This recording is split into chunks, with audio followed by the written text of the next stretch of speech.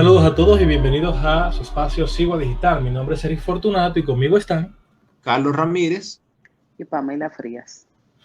Señores, y parece ser que yo no sé si es que estará un poquito como que de vago, o que le hace falta un poquito más de dinero a él, no sé, pero me extrañan las declaraciones de- del legislador Adriano Espaillat, dominicano que está, ojo, legislador en Estados Unidos, no aquí, allá. Él está quejándose de los sueldos de lujo de los diplomáticos dominicanos. Pero yo quiero saber, bueno, son sueldos de lujo si tú lo traduces al costo de vida aquí, pero con $1,750 en una ciudad como Nueva York o como Boston, yo no creo que una persona viva una vida de lujo. Habrá que preguntarle a Adriano que se recuerde de cuando estaba en mala, tú ves, a ver con cuánto él lo hacía. Ahora, quizás también el tema es que con lo fantamoso que es el dominicano, seguro esos funcionarios tienen remesas inversas, familiares de aquí que le están mandando allá para costear cierto estilo de vida, porque sinceramente eso no tiene ni pies ni cabeza. No, y hay que acordarse porque él dice de sueldo de lujo, pero hay que acordarse que el dominicano usualmente entiende Nueva York como ciudad de Nueva York, no las demás localidades del estado de Nueva York. Entonces, eh, ¿cuánto, cuánto que en promedio es que cobra un diplomático y se puede vivir con eso en la ciudad de Nueva York? Es imposible, porque un auxiliar consular, un vicecónsul, entre gastos de representación y sueldo bruto, los salarios rondan entre 1,750 a aproximadamente $3,000. Díganme ustedes. Sí, porque tú vas a vivir con $3,000 en Nueva York, ¿verdad? En Manhattan tú vas a vivir. Qué abusador.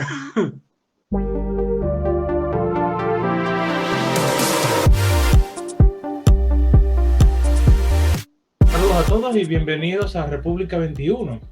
En el episodio anterior hablábamos sobre la esperada medida para regular a los venezolanos.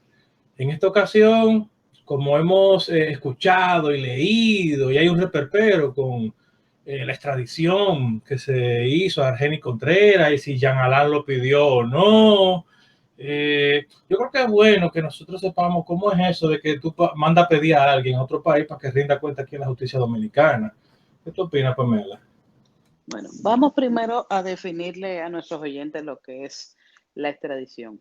Esto no es más que un procedimiento judicial mediante el cual una persona que ha sido acusada o condenada por un delito, conforme a la ley de un estado, es detenido en otro y devuelta al primero para ser enjuiciada o para que cumpla la pena ya impuesta. En República Dominicana, la extradición está regulada a través de la ley 489 del año 1969 y aparte de también por los tratados que ha firmado de manera bilateral la República Dominicana con diversos países en materia de extradición. Conforme a lo que establece la ley, podemos señalar algunas cuestiones muy interesantes. Por ejemplo, que el Poder Ejecutivo es la autoridad competente para pedir y conceder la extradición en su condición de órgano de relaciones entre los estados y por tratarse de un acto de soberanía que solo puede solicitar o conceder una autoridad que representa al Estado frente a los países extranjeros. O sea, eso no es una cosa me dará ganaria que cualquier Juan de los Palotes tenga un problema con alguien y ya por eso lo va a pedir en extradición, no. Eso es una facultad propia de los estados. Además, las extradiciones procederán y se tramitarán en los casos y conforme a los procedimientos que establecen los tratados de manera específica y la ley 489. En los casos en los cuales no existan tratados, las extradiciones podrán ser solicitadas o concedidas por el Estado Dominicano conforme al principio de reciprocidad y la práctica de derecho entre los estados. Mucha gente a veces tú oyes, sobre todo en las películas, que dicen, no, que me voy a ir para tal sitio porque en tal sitio Estados Unidos no tiene, o sea, no hay acuerdo de extradición con Estados Unidos. Sí, el hecho de no haber un acuerdo pudiera ser una causa para evitar una extradición, pero si es un país con el cual Estados Unidos tiene buenas relaciones, por ejemplo, y ellos le solicitan, eso no es tampoco un impedimento para que se lleve a cabo, para que no se lleve a cabo dicha extradición. Eso mismo yo te iba a preguntar que si que eso que vemos que el villano se va y que bueno, en tal sitio a mí nadie me va a poder venir a buscar, ningún país me va a poder pedir, así que yo, colorín colorado, me compré mi pasaje y me fui. Vuelvo y te digo, eso pudiera, vamos a decir, salirse con la suya si se va a un país con el cual, de donde él está huyendo, tiene malas relaciones. Por ejemplo, un ejemplo hipotético, Estados Unidos, Venezuela.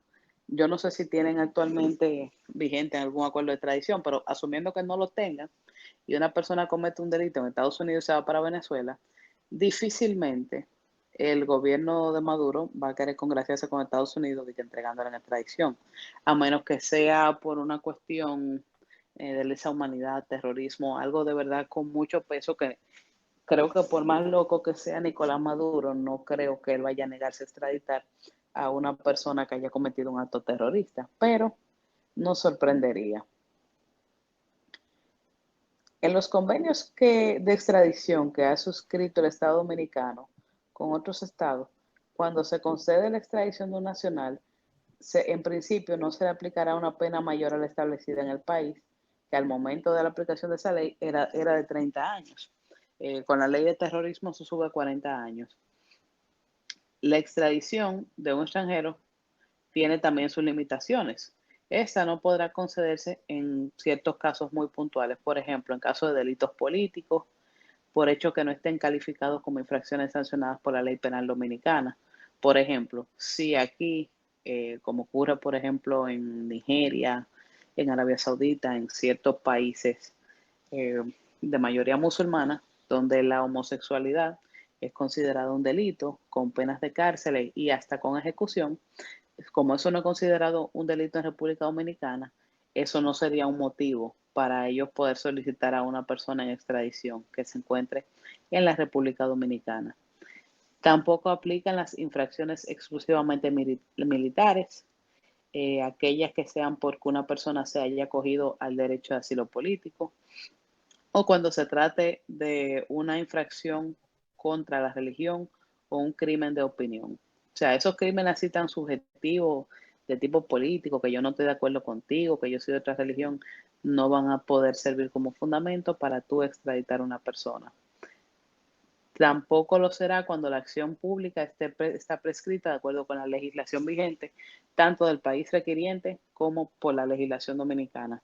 En el caso de la legislación dominicana, el plazo de prescripción de ley es de 20 años. O sea, si un crimen ocurrió hace más de 20 años, ya, aunque tú tengas, vamos a decir, justa causa, tú no puedes solicitar justicia porque tú dejaste que pasara un plazo que es considerado mucho más que razonable para tú poder accionar o haber obtenido esa justicia. Tampoco procede la extradición cuando la infracción que está sancionada en la legislación del país requiriente o en la legislación dominicana sea de una pena menor de 1 año de prisión, cuando el Estado requiriente no tenga competencia para juzgar el hecho que se le imputa a la persona, o cuando la persona cuya extradición se solicita está cumpliendo condena por un hecho de la misma naturaleza o de mayor gravedad al que sirve de fundamento de requerimiento. Eso ocurre mucho con los casos de narcotraficantes, que por eso es que normalmente nosotros vemos que los países se matan o tratan de agilizar los procesos lo más posible para solicitar la extradición de un narcotraficante, porque si lo condenan primero en el país donde lo agarran, ya saben que no van a poder perseguirlo por ese mismo delito. Eso es lo del double jeopardy, que en español vendría siendo la doble, ¿cómo es? Que no, tú no puedes ser jugado por una misma causa dos veces. Dos veces por la misma causa, así es. El principio, eso en derecho se conoce como el principio de non bis in idem. O sea, nadie puede ser condenado 2 veces por el mismo hecho. O sea, una cosa es reincidir, o sea, tú cometes la misma acción en múltiples ocasiones, pero no exactamente por el mismo hecho. Entonces, vamos a pasar ahora a hablar un poco de lo que es el proceso de extradición como tal. Toda demanda o solicitud de extradición que emane del Estado Dominicano o que sea dirigida a este es tramitada a través del Ministerio de Relaciones Exteriores. Toda solicitud de extradición que sea dirigida al Estado Dominicano deberá estar acompañada por una serie de documentos en español o con la traducción, certificado por un funcionario competente y legalizado por el cónsul dominicano. Básicamente estos documentos son las actuaciones procesales, los elementos de prueba o de indicios que puedan determinar la culpabilidad de la persona solicitada, copia de la sentencia condenatoria si hubiera intervenido alguna, o de alguna orden de arresto o de prisión, o un documento de igual fuerza legal que sirva para traducir a la justicia represiva a la persona cuya extradición se solicita. Y, lo más importante, los documentos que sirvan para determinar la identidad del inculpado, incluyendo, si es posible, una fotografía, señas o circunstancias que permitan su identificación adecuada. También debe de incluirse una copia de los textos legales penados del Estado requiriente y demás providencias que establezcan la calificación legal del hecho. O sea, para demostrar, mira, se le está acusando de, vamos a suponer, robo agravado en base a lo que establece nuestra legislación en tal y tal y tal artículo o en tal y tal legislación. Una copia de las disposiciones legales que establecen el plazo y las condiciones en las cuales se produce la prescripción o caducidad de la acción, esto para salvaguardar el debido proceso, como mencionamos. Si la acción está prescrita o ha caducado el plazo, no se puede perseguir a la persona. Ahora bien, en el caso inverso, que es cuando la demanda, o sea, la solicitud de extradición es hecha por el Estado Dominicano, el procedimiento lo inicia es el procurador fiscal competente a través de la Procuraduría General de la República, quien somete la solicitud al MIREX motivada, acompañada con la sentencia condenatoria o con una orden de prisión que deberá de contener todas las indicaciones necesarias para establecer la identidad del imputado, como el nombre, el apellido, apodo, edad, o sea, toda la información necesaria para identificarlo, con los detalles de los hechos que constituyen la infracción, el texto legal que sirve como base de la acusación y, de ser posible, también la fotografía del imputado. Una pregunta, entonces, en ese sentido, si bajo sospecha no se puede hacer, si yo tengo como, tú ves que se pide prisión preventiva, para lo mismo que tú pedirías prisión preventiva, tú no puedes pedir extradición. No, lo que pasa es que inclusive para tú pedir prisión preventiva, tú debes de tener el acusado debidamente identificado. Si tú no has podido demostrar durante la audiencia de medida de coerción que esa persona que tú estás presentando como imputado, si tú no tienes cómo vincularla en la infracción o al hecho, ya eso se cae, esa persona ahí hay que declararla en libertad. O sea, lo mismo ocurre en estos casos. Tú debes de tener debidamente identificada a la persona y debidamente vinculado con la infracción que supuestamente cometió. Ya la parte de fondo de si es culpable o inocente, eso le corresponde a la justicia del Estado requiriente en este caso. Pero tú tienes que demostrar fehacientemente que hay un vínculo entre la infracción y la persona que tú estás solicitando. Entonces, una vez se agota este procedimiento de la Procuraduría, que el Ministerio de Relaciones Exteriores recibe el expediente y, a través de la Dirección de Asuntos Jurídicos de la Cancillería, se comprueba si los tratados en vigor autorizan la extradición en la especie y para los hechos a que se refiere la acusación, así como si se ajusta y se han cumplido con los requisitos establecidos por la ley. O sea, ellos hacen como un primer filtro a ver si todo está en orden y como debe de ser. Y después de hacer las comprobaciones del lugar, pues remite un informe con su opinión al ministro de Relaciones Exteriores, quien a su vez lo somete al Poder Ejecutivo con sus recomendaciones para que adopte una decisión final. Se oye un tanto burocrático, pero en verdad el proceso es mucho más expedito que lo que se oye cuando uno está explicando el procedimiento. Una vez llega al Poder Ejecutivo, el Poder Ejecutivo, al conceder la extradición, deberá consignar en el decreto una disposición expresa que sujete los efectos de la extradición a la condición de que el Estado requiriente se compromete de no hacer juzgar al extraditado por una infracción diferente a la que motivó la extradición. O sea, si tú me estás requiriendo a mí, por ejemplo, a Eric Fortunato, por robo, tú no puedes después venir y juzgarlo por homicidio. Tú debes de procesarlo, o sea, la condición para yo entregarte la extradición es que tú lo vas a procesar por el mismo delito que tú me estás indicando aquí, no por uno diferente. Sin embargo, esta condición tiene su excepción en 4 casos muy puntuales. En primer lugar, si el acusado ya libre expresamente consintiera en ser juzgado por otros hechos. Segundo, si se trata de una infracción conexa fundada en las mismas pruebas de la demanda. Tercero, si una vez puesto en libertad permanece en el territorio del Estado por más de 3 meses. Y cuarto, si se trata de una infracción posterior a la extradición. O sea, si tú fuiste acusado de robo, te absolvieron o cumpliste condena y después de eso cometiste otro crimen, pues ya eso es otra cosa. Si después de concedida la extradición y de su entrega al Estado requiriente, el extraditado logra sustraerse de la acción de la justicia y se refugia de nuevo en territorio dominicano o pasa en tránsito por aquí, por República Dominicana, este podrá ser detenido mediante simple requerimiento diplomático consular y entregado por segunda oportunidad sin más formalidades. O sea, no hay que agotar el proceso de extradición de nuevo. El Estado requiriente tendrá un plazo máximo de 1 mes contado a partir de la fecha de la notificación al agente diplomático para disponer de la persona reclamada, en caso de que se haya acogido favorablemente su demanda o solicitud. Si no lo hiciera, en ese tiempo, la persona reclamada quedará en libertad y no volverá a ser detenida por el mismo motivo de la extradición. Otra vez el principio de non bis in idem.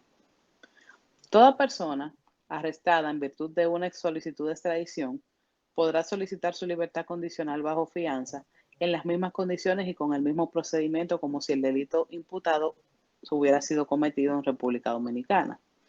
En caso de que la extradición fuera denegada, no se emitirá la nueva solicitud por el mismo delito, por lo que dijimos de la regla de non bis in idem. En los casos en los cuales la demanda de extradición fuera denegada por vicios de forma, los documentos que la acompañen serán devueltos al Estado requiriente, indicándose el fundamento de la denegación.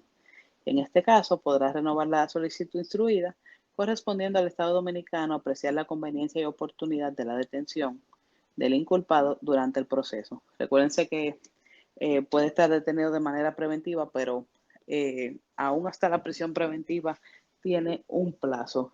Por eso la importancia de que la justicia se maneje de manera rápida y sin demora, porque nada más el imputado nada más puede estar retenido por un tiempo muy específico. Y otro aspecto importante a resaltar de esta ley es que en los casos en que hay una contradicción de la ley de extradición con los tratados vigentes con los países, los tratados van a prevalecer por encima de lo que establece la ley, porque puede ser que contemple cuestiones de delitos que en su momento la ley no pudo contemplar y entonces eso sería un perjuicio para cualquiera de los estados en cuanto al acceso oportuno a la justicia. O sea, vamos a suponer, por ejemplo, los crímenes y delitos de alta tecnología, que era una cuestión que al momento o sea, en el 69 ni siquiera se contemplaba. Eso, en el imaginario del legislador no existía. Entonces no podía legislar en función a eso. Obviamente con los tratados actuales quizás se contemplan esos delitos y por ende estos tratados prevalecen por encima de lo que establece la ley. Hablando de los tratados que tiene República Dominicana con otros países, en el caso puntual de Estados Unidos, el tratado que tenemos actualmente fue modificado en 2015 y en términos generales sigue la forma y el contenido de los otros tratados de extradición que recientemente ha concluido Estados Unidos con otros países. Este nuevo tratado reemplaza una lista desfasada de delitos u ofensas extraditables con un enfoque moderno sobre la criminalidad dual, lo que permitiría la extradición por ofensas tales como lavado de activos, otras ofensas que no aparecen en la lista. O sea, que eso te permitiría obtener condena tanto en un lugar como en otro. El tratado con Estados Unidos también contiene una cláusula moderna sobre ofensas políticas y provee que la extradición no será rechazada basada en la nacionalidad de la persona buscada, porque eso era también otro aspecto que contemplaba la ley, que por ejemplo, si quien era solicitado en extradición era dominicano o se había naturalizado dominicano, el Estado podía perfectamente negarse, pues decía, no, para este tema nacional, déjame juzgarlo aquí. Y a través de este tratado se hizo esa modificación, sobre todo considerando la incidencia que hay de dominicanos que cuentan con la doble nacionalidad, o sea, son dominicanos y estadounidenses. Y otra de las novedades que incorpora el tratado de extradición es una serie de mejoras procesales para facilitar y acelerar el proceso de extradición. Con esta reforma se incluyen los delitos de alta tecnología, el sicariato, asesinato por paga y el terrorismo, así como crímenes de interés para posibles casos de entrega o intercambio de personas investigadas o imputadas en ambos países o en uno de los dos. Hermano, entonces eso significa que con toda esa mejora, digo, no sé si ya hemos visto de esos cambios favorables para nosotros saber de los crímenes que han pasado aquí por cosas de lavado de activos, que se hace difícil por todas las precariedades que a veces tenemos en el proceso, ya sea del Ministerio Público o de la misma justicia. Habrá que ver con el tiempo. Sí, hay casos que se han visto, lo que pasa es que no han sido quizá tan trascendentales a nivel mediático o de quizá de gravedad, así tipo de lavado de activos, narcotráfico y demás. Pero sí se han visto, y más porque normalmente se negocia, o sea, como nosotros somos más bien un país de tránsito en materia de droga, y vamos a decir el delito fuerte se comete en Estados Unidos, que es donde se distribuye. Normalmente Estados Unidos busca la forma de persuadir a la justicia dominicana y decirle, mira, déjamelo aquí, que la infracción aquí fue más grave. Y buscan la forma de compensarlo, y dicen, mira, yo te voy a ayudar con esto, tú vas a recibir esto por tu cooperación, si tú me lo entregas y demás, y así es que como más o menos se manejan las cosas. Ahora bien, ¿qué pasó puntualmente en el caso de Argenis Contreras? Lo cierto es que este fue arrestado en virtud de una notificación roja del Interpol de octubre del 2017, luego de que un juez de la República Dominicana emitiera una orden de arresto contra Argenis basada en su participación en el asesinato del abogado Junior Ramírez. No fue por una solicitud de extradición. El aviso del Interpol también reflejó que Contreras, aparte de su participación en el asesinato, estaba en investigación por fraude, soborno y corrupción, y admitió conocer corrupción y soborno y asistir a reuniones donde se discutió corrupción y pago de soborno, que ahí es donde se involucra a Manuel Rivas, el antiguo director de la OMSA. Dada esta evidencia, entonces, la carga se trasladó a Argenis Contreras para demostrar que la prohibición de delitos graves no políticos no se aplicaba, dado que su única prueba contraria fue su propio testimonio, porque el muy verdugo, aparte de que lo agarran porque estaba irregular, ven que hay una alerta roja de Interpol, él solicitó asilo en Estados Unidos. ¡Qué turpen! Después entonces que decir que él era un informante, una fuñenda, algo así. Ah, sí, que él era un informante, que eso era una persecución. Primero, como él quiso decir como que eso era una persecución política, y después dijo que era un informante. Él lo arrestaron en Estados Unidos el 21 de abril del 2018 y obviamente la agencia consideró poco creíble la afirmación de que él fuera un denunciante. El expediente refleja motivos suficientes para hallazgos de su inverosimilitud y contradicciones, y por eso se le dio poca credibilidad. Una de las razones por la cual eh, el juez determinó que no era creíble y le dio una oportunidad, o sea, porque ellos allá son muy, o sea, no se cierran del todo, ellos te dan un chance, como que, ajá, sí, tú me estás hablando mentira, pero ven, yo te voy a dar una oportunidad para que tú me demuestres que tú me estás diciendo la verdad. Y el juez de migración le dio a Argenis Contreras la oportunidad de explicar por qué, una vez llegó a Estados Unidos, él demoró en encontrar un abogado que representara sus intereses en República Dominicana y porque habló con un periodista solo después que fue detenido por migración. O sea, él tenía mucho más de un año de manera irregular en Estados Unidos y decide hablar con la prensa después que lo detienen. O sea, porque durante 6 meses usted no buscó un abogado y usted no solicitó protección de la justicia o de las autoridades estadounidenses si ciertamente usted era un denunciante. Y a pesar de esa afirmación, en ningún momento él pudo identificar ningún intento anterior de ponerse en contacto con las autoridades ni con los medios de comunicación o de justificar la demora de seis o más meses para solicitar ayuda o el asilo de las autoridades. Privando en vivo. No, tú sabes, el que se está ahogando se agarra de lo que sea.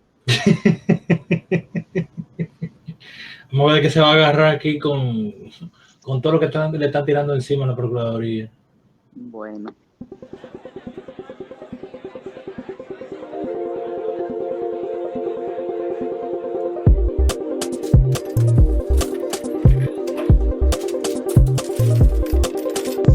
Saludos a todos, bienvenidos a Bagatela, en donde cada 2 semanas trataremos de traer un tema de interés económico y financiero, nacional o internacional, y tratarlo de forma llana y que todos entiendan el fondo y las implicaciones del mismo. En el episodio anterior hablamos sobre el teorema de Coase y sus implicaciones en las políticas públicas. En el día de hoy, aprovechando el Día del Amor y la Amistad, hablaremos sobre la economía en el amor. Pamela, ¿entiendes que las relaciones amorosas son un campo interesante de estudio para los economistas?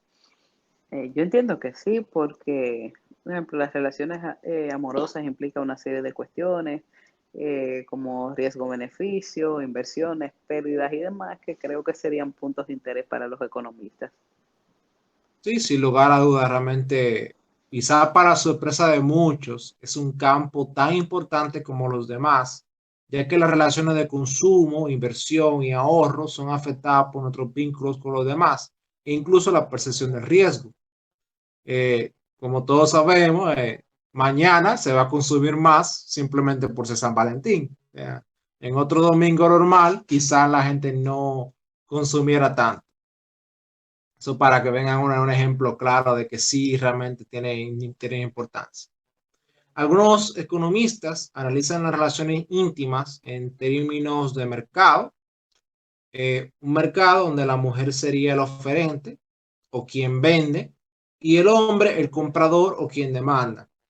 Asimismo, esas relaciones van fluctuando dependiendo del ratio que perciban en su ambiente. O sea, es decir, que tantas mujeres o hombres hay disponibles. O sea, cuántas personas hay elegibles para emparejarse. ¿Qué tú opinas de esa visión, Pamela? Me parece muy interesante esa dinámica. Si no, pregúntenle a las chapeadoras a ver qué le dicen. Bueno, muy interesante lo de la rapeadora realmente. Ahora, la evidencia indica que ocurren realmente, o sea, ocurren factores que realmente influyen en el caso de las mujeres, en el caso de los hombres. O sea, por ejemplo, la evidencia indica que las mujeres presentan patrones de insatisfacción consigo mismas y conductas alimenticias patológicas cuando sienten que en el ambiente son un poco los hombres elegibles. De acá se puede decir que cosas como la bulimia, que por estar más delgada para los hombres, una idea rarísima. Yo, a hombres realmente no les gusta la mujer raquítica, pero nada. Algunas mujeres entienden que eso es así. O el tema de hacerse cirugía, te entenderán las mujeres que quieren ponerse el TLC como y eso es para tratar de ser más atractiva cosa para los futuros candidatos o los candidatos presentes. O en términos de mercado, subir su valor presente en el mercado. Ya acá estamos tocando ya diferentes cosas que son económicas, o sea, por ejemplo, la cirugía plástica, el mercado de la cirugía plástica. Para que vean si son o no importantes los temas de las relaciones o los temas amorosos en la economía, realmente es muy importante. Algo que debemos tener claro es que el mercado de las relaciones no va tanto por la relación entre ofertante y demandante, sea, esto no es de que uno a uno, sino entre ofertantes en relación a otros ofertantes y demandantes en relación a otros demandantes. Y para ponerle sopita al tema, considerando que el valor de una relación es subjetivo, incluso en el tiempo, lo cual complica más la cosa. O sea, el asunto no es de una mujer y un hombre, qué tanto tú me prometes o qué tan buena estoy yo, sino es qué tan buena estoy yo en relación a otras mujeres y yo como hombre, qué tanto yo te puedo garantizar o qué seguridad yo te puedo ofrecer en relación a los otros hombres. Entonces, es una relación mucho más compleja que una relación uno a uno.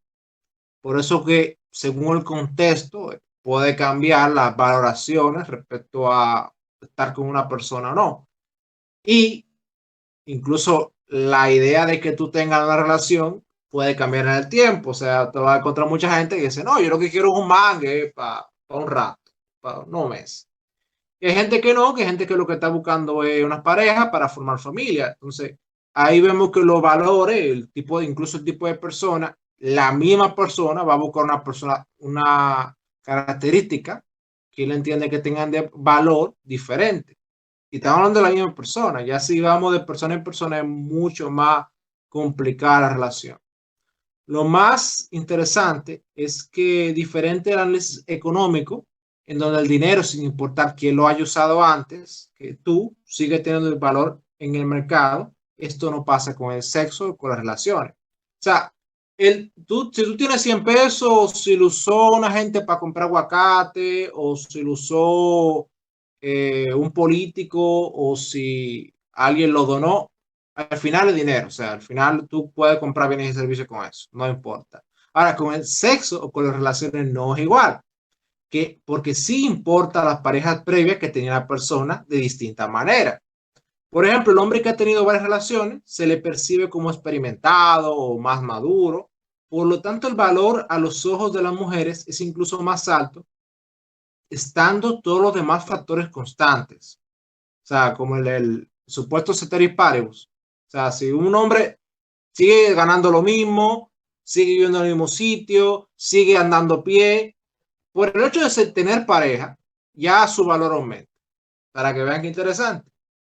Ya que a ver la queja de algunos que dicen que desde que consiguen una novia, de una vez se la avalanchan un montón de mujeres, llenarle el DM o los WhatsApp, cosa que no pasaba cuando estaban solteros. Y esto se explica por lo anterior dicho, ya que el hecho de que tiene pareja implica que la persona tiene algún valor intrínseco, ya validado por la pareja que tiene, lo cual antes no sucedía. Al considerarse el intento de tasar el valor de este hombre o de esta mujer también, para no hacer nada de ese muy machista, digan, o sea, solamente el intento de tú tasar el valor de esa pareja se podría ver como una apuesta con costos potenciales. En el caso de los hombres, pasa de distinta manera dependiendo si la búsqueda de pareja se basa en el sexo en el corto plazo o una relación estable para formar familia. El hombre que quiere mangue, sencillo, no le importa si tú estabas con el más delincuente del barrio. O sea, no le da mente a eso. Ahora, si él plantea, no, yo se la voy a llevar a mamá, a papá, bueno, mamá y papá van a preguntar primero dónde vive ella, con quién se relacionó, entonces ya ahí cambia la cosa. Ay, esto está de lo más cómico e interesante. Está salva el valor de la relación, porque tú no sabes si la mujer que tú tienes o el hombre con el que tú estás equivale a tú estar en un Mercedes, en un Audi, en un Aston Martin, una cuestión así. Y desde que tú estás montado, desde que tú conseguiste una pareja, entonces ya ahí el valor comienza a crecer, tú comienzas a cotizarte, tus acciones suben. Entonces tú. Y, y así, a la verdad que uno se sorprende de lo que, porque al final, como las relaciones son humanas y tú tomas decisiones con tus parejas, la economía donde se tomen decisiones, hayan recursos, se meten. Así que lo interesante es cómo tú estás tu valor dependiendo la pareja y por cuánto tiempo tú vayas a estar con ella. Ahora, Carlos, ajá, entonces, dime algo de eso, de ese mismo punto de vista económico. ¿Qué mejor? ¿Está de novio, casado? O sea, ¿cómo, cómo la economía lo ve esa parte? Bueno, eso depende, Eric. O sea, del tipo de noviazgo y los tipos de matrimonio. Por ejemplo, una pareja joven de novios que comparten apartamento y gastos no es igual al matrimonio donde solo uno de los dos trabaja y el otro tiene pocas horas de responsabilidad en el hogar. Entonces habría que rever, o sea, hay un análisis un poco más segmentado. Ok, entiendo. Pero entonces acá, ¿dónde tú pondrías el caso decía Pamela la chapeadora? ¿Cuál es el análisis de la chapeadora? Bueno, la chapeadora. Primero, el que mantiene una chapeadora tiene una valoración al corto plazo muy alta respecto al sexo, o visto de otra forma, una utilidad marginal respecto al dinero muy baja, por lo tanto, le hace sentido gastar ingentes recursos en relaciones sexuales por momentos con alguien en particular. Por lo cual, esta condición de que es con alguien en particular es lo que lo diferencia o lo que hace una distinción clara respecto a la profesión más vieja de la historia, que todos sabemos cuál es.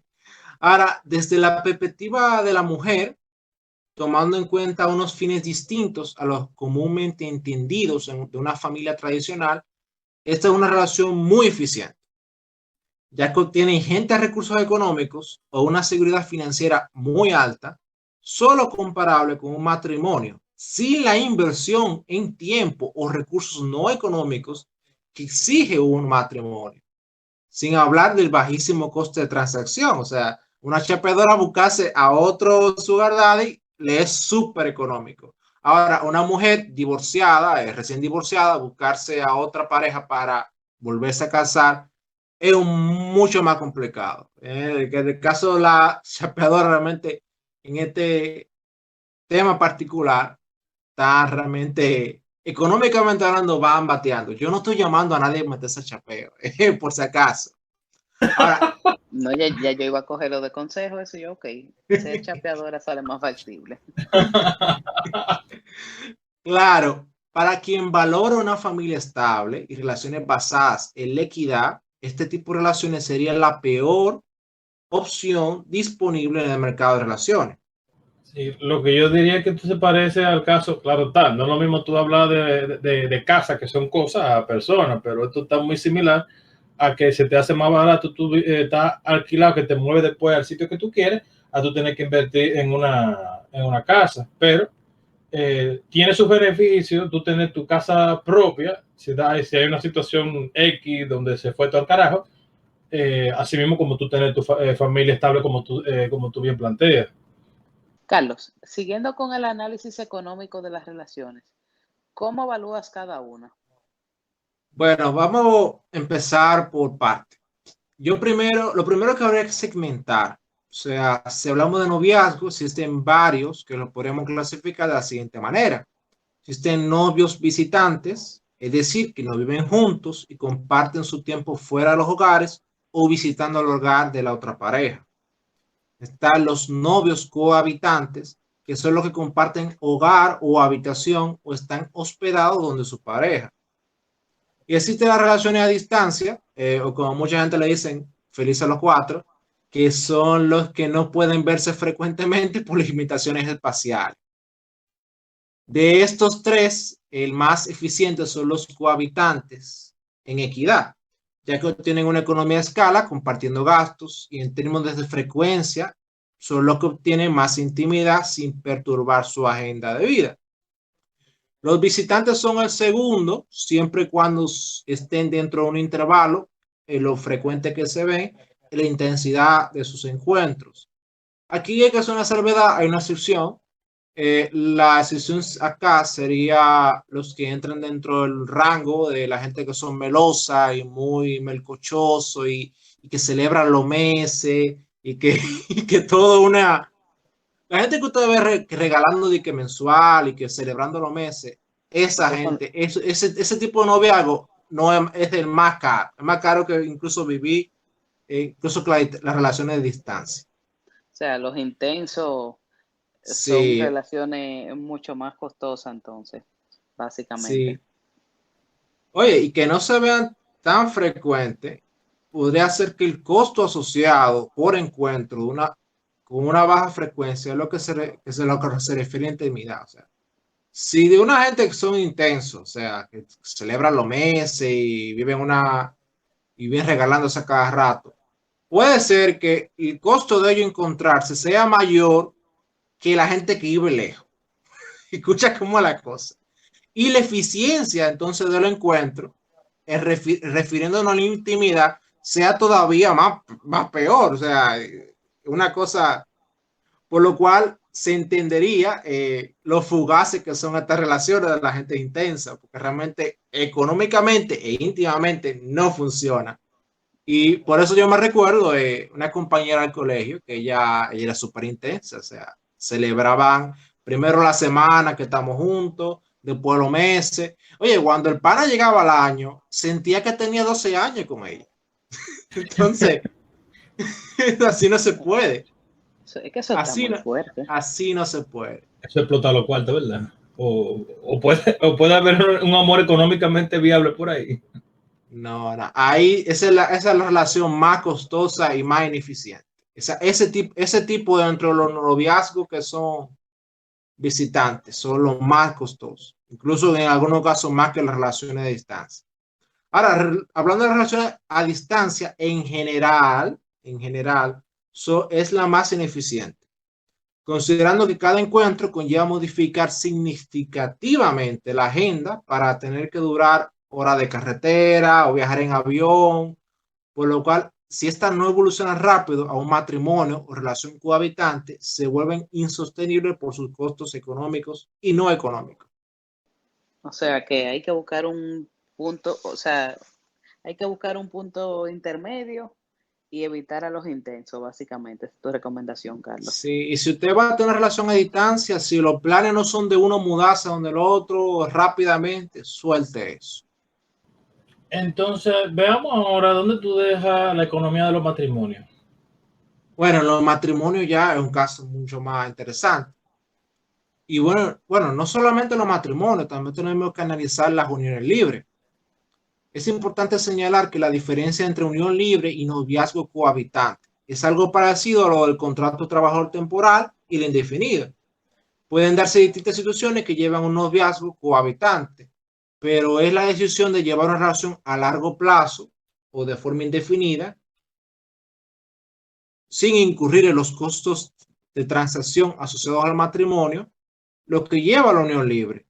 Y es por eso que realmente el 68% de las relaciones, o sea, de las parejas, ya en términos de largo plazo, un 68.47% son uniones libres, según el estado civil de los miembros del hogar, que se refleja en la encuesta nacional de fuerza de trabajo en el año 2019. Y solo el 31.53% de esas relaciones son matrimonios. O sea, de gente que viven juntos en su casa, heterosexuales y que buscan tener hijos y vivir indefinidamente juntos, el 68%, escuchen bien, en República Dominicana al 2019 viven en unión libre. Y solo el 31.53% son matrimonios. Ahora, los matrimonios, si son equitativos, serían mucho más eficientes que todos los noviazgos, asegurando a la vez unos términos de protección especiales respecto a las demás relaciones, lo cual explica que a medida que observamos de forma ascendente los quintiles de ingreso, la frecuencia de los matrimonios aumenta y la de las uniones libres disminuye, siendo el quintil 5 un 62% los matrimonios y un 38% las uniones libres al 2019. O sea, escuchen bien, si tú quieres vivir con tu pareja ya, tener hijos y cosas, probablemente se te haga muy caro tú hacer una fiesta de boda, entonces papeleo en la unión. Eso te podría hacer incluso muy engorroso y tú dirás, bueno, ya estamos juntos, ya, ¿cuál es el problema? Ahora, a la medida que se va complicando el asunto respecto a que la pareja gane más dinero, Sí se necesitan ciertas protecciones respecto a cuestiones de herencia, de cuestiones de propiedad. Entonces, sí ahí parece que se hace más factible ya casarse. Por eso vemos que el quintil 5 son la gente que tiene más recursos en la República Dominicana, un 62% están casados. O sea, de las relaciones que hay, en el quintil 5 el 62% son matrimonios.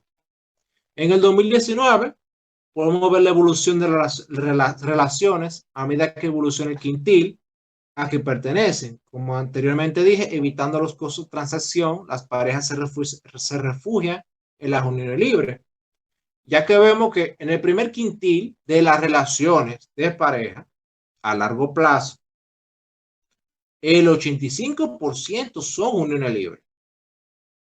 En el segundo quintil, el 77%. En el tercer quintil, un 72%. En el cuarto quintil, un 61%. Aquí podemos ver que el cuarto quintil, o sea, gente que ya más o menos tiene dinero, todavía hay la unión libre, tiene algo de sentido. Ya en el quinto quintil, ya ahí colapsa un 38%, que como quiera es significativo. Estamos hablando de que casi 4 de cada 10 están en unión libre. Tampoco es que son pocos. Los matrimonios vemos que crecen a medida que subimos de quintil, siendo un 14% en el quintil 1 a un 62% en el último quintil. Ok, entonces hay una relación directa entre lo que es matrimonio y poder adquisitivo de las parejas. Por lo menos se podrá decir, o sea, los datos indican que la gente entre más dinero tenga es más favorable por lo menos a entrar en matrimonio. Esto quizás se puede explicar porque, bueno, hay gente que tiene muchos recursos, realmente estar en una unión libre quizás no le sea muy factible por X o Y razón, o realmente ellos quieran tener alguna protección especial que es preferible entonces uno casarse, incurrir en los costos de casarse. Y aquí interesante porque en el caso de las rentas bajas no le hace mucho sentido, en el caso de las rentas altas sí le hace mucho sentido, o sea que aquí posiblemente hay un factor económico muy fuerte y no sé qué tanto influya o podría influir que actualmente creo que cambiaron la ley respecto al asunto de la unión libre y una unión libre ya más o menos después de un tiempo lo reconocen como matrimonio. O sea, habrá que ver si eso va a tener algún efecto. Sí, sí, eso explicaría también eso que tú mencionas, los niveles de endeudamiento a los cuales incurren las personas al momento de casarse. Y respecto a lo que tú estabas comentando, hubo un antecedente jurisprudencial eh, de la Suprema Corte de Justicia en el cual se le reconocía a una, vamos a decirle, viuda de una persona que no eran casados, pero tenían muchos años juntos, tenían hijos en común, se les reconocieron unos derechos adquiridos tras el fallecimiento de su pareja. Y constitucionalmente, o sea, con la entrada de vigencia de la Constitución del año, la última modificación que se le hizo, se les reconocen a las parejas de hecho que cumplen ciertos requisitos, los mismos derechos como si fuera un matrimonio. Para eso tiene que ser una relación pública, continua, de cohabitación, tienen que tener, parece, más de 5 años, y si tienen hijos en comunes, pues mucho mejor. ¿Escucharon, muchachones? O sea, los que tienen un rato con su novia mudada, después de un tiempo, Ya sabe que tienen compromiso, así que sí. hay que tener eso bien pendiente. Pero entonces tenemos que pasar ahora a ver cómo resulta la economía para el que está soltero o para el que está divorciado. Diría que bueno, el que está soltero no tiene que sacar un chela de bolsillo más que para invertir en sí mismo. Pero cuéntame de eso, Carlos, cuéntanos de eso. Bueno, ahí es muy interesante. Algo que me pareció curioso viendo los datos, que me gustaría comentar antes que todo, es que los viudos se mantienen estables en el tiempo, rondando un 5%. Eso me llamó la atención. Ya siguiendo con lo otro, los solteros bajaron del 2016 al 2020, un 2.63%. sea, hay menos gente soltera que en el 2016.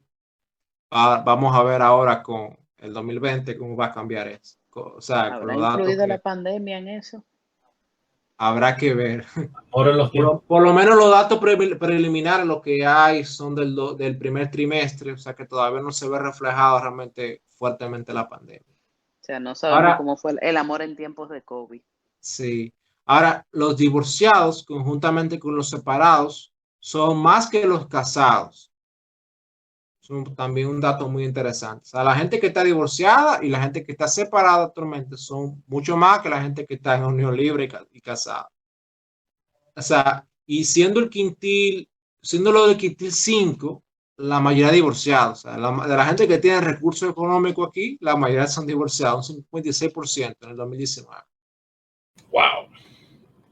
Ya pueden ser muy, muy traumático, parece que son las relaciones en ese nivel. Eso es como decir, como que si yo tengo los cuartos para yo vivir, no es verdad que yo voy a estar aguantando el problema.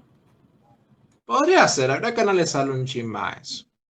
Un dato que yo les dejo a ustedes que lo analicen, yo no voy a hacer juicio de valor de eso, del porqué de eso, es que los solteros pasan del 25% en el quintil 1 al 14.28% en el quintil 5, según los datos del 2019.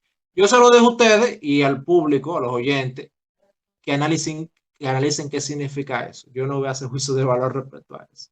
Ahora, al menos según mi Facebook, el porcentaje de solteros debió haber disminuido un chimán este 2020. Vi mucha gente casándose. Por lo menos mi Facebook, no sé el sesgo que tenga muestral, pero por lo menos vi mucha gente casándose. No, no solamente casándose, mucho compromiso y también muchos embarazos y muchos partos. Parece que la gente se mantuvo ocupada y creativa durante la cuarentena. Que no es fácil, está trancado. O sea, Hay un, y está trancado y solo para el... No. hay un, hay un merengue, pero yo no sé si la edad de quienes nos escuchan como que le llegue, pero hay un merengue que tiene que ver con eso. Ay, doctor, que dice nada más, ay, doctor. Busquen ese merengue. Ahora, sin lugar a dudas, las ciencias económicas siguen estudiando las decisiones de los individuos, incluso las que tienen que ver con la intimidad. Y estas no son inferiores como muchos pueden pensar respecto a otras áreas, sino tan o más importantes por su fuerte impacto en las relaciones de consumo, inversión y ahorro. Desde el punto de vista del gobierno, si este tiene un sistema de pensiones de reparto, sería de preocuparse que una parte conservadora de la población no se case o decida no tener hijos. Entre paréntesis, España. Asimismo, otros estudios señalan lo importante que son los hogares estables para que la siguiente generación tenga unos niveles de bienestar mayores. Y cómo situaciones de hogares monoparentales definen uno de los tantos escenarios donde la situación de vulnerabilidad y pobreza se hace permanente y se multiplica. Ya ni hablemos de lo importante que resulta para el comercio nacional las ventas que ocurren por motivo de San Valentín. Sí, no nos metamos ahí. Bueno, señores, muy interesante la economía en el amor. Así que síganos en Spotify, YouTube, iTunes, Google Podcast, iVoox, Amazon Music, Deezer y Mixcloud como Sigua Digital. Búscanos en Facebook como Sigua Producciones y en Instagram como Sigua Digital. Danos like, síguenos y comparte todo lo que tú veas que te interesa con tus amigos. Si te gustó, comparte. Lo bueno se comparte. Que no sé lo que tan eficiente sea el compartir. Ay, Dios mío. Visita nuestro portal siguadigital.com, donde también encontrarás publicados todos los episodios que hemos grabado. Síguenos en Twitter, @siguadigital. Pueden escribirnos a info@siguadigital.com y también dejarnos tus preguntas en las diferentes plataformas. Gracias por escucharnos y esperen nuestra próxima entrega.